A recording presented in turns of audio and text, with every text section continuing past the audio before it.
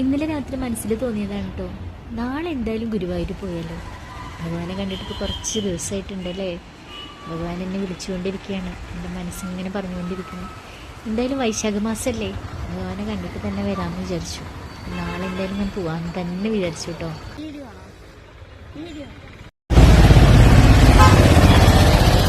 മനസ്സിൽ ഒരുപാട് വിഷമമുള്ള സമയത്ത് ഒന്നുമില്ല, വയ്യ കാണാം.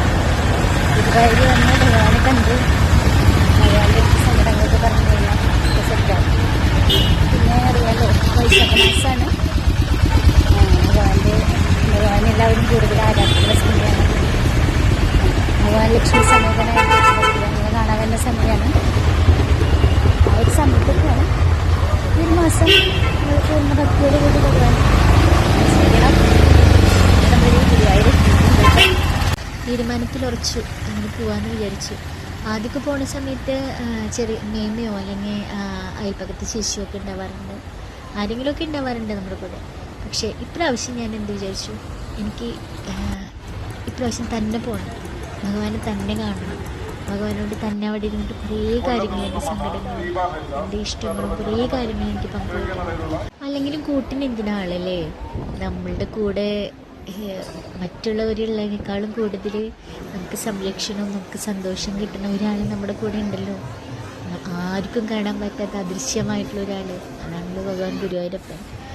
ജീവിതത്തിൽ ഒറ്റയ്ക്ക് യാത്ര ചെയ്യണം, അത് നല്ലൊരു എക്സ്പീരിയൻസ് തന്നെയാണ് കേട്ടോ. നമുക്ക് ഒരുപാട് കാര്യങ്ങൾ നമുക്ക് പഠിക്കാനുണ്ടല്ലേ ആ ഒറ്റൊരു യാത്രയിൽ നിന്ന്. ഇന്നും എല്ലായ്പ്പോഴും എല്ലാവരും ഒന്നും ഉണ്ടാവണമെന്നില്ലല്ലോ നമ്മുടെ ജീവിതത്തിൽ. നമ്മൾ യാത്ര മാത്രമല്ല, ഓരോ കാര്യങ്ങളും ഒറ്റയ്ക്ക് ചെയ്ത് പഠിക്കണം.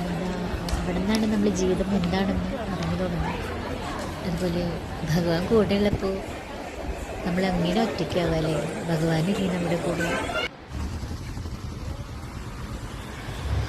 ഇപ്പോൾ വൈശാഖ മാസമാണ് കേട്ടോ. ഭഗവാന് നിങ്ങൾക്കറിയാലോ, ഭഗവാന് ഏറ്റവും പ്രിയപ്പെട്ട മാസമാണ് ഈ വൈശാഖ മാസം എന്ന് പറയുന്നത്. ഈ ഒരു മാസക്കാലം ഭഗവാൻ ലക്ഷ്മി സമേതനായിട്ട് നമ്മുടെ ഭൂമിയിലേക്ക് ഭക്തജനങ്ങളുടെ ഇടയിലേക്ക് ഇറങ്ങി വരുന്നൊരു സമയമാണ്.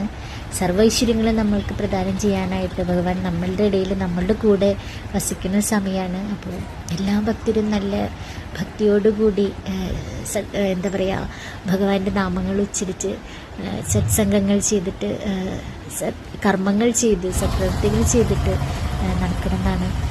സൽപ്രവൃത്തിയിലൂടെ മുന്നോട്ട് പോകാൻ നമുക്ക് പറ്റുകയാണെങ്കിൽ ഭഗവാന്റെ അനുഗ്രഹം സദാ നമ്മുടെ കൂടെ ഉണ്ടായിരിക്കുന്നതായിരിക്കും.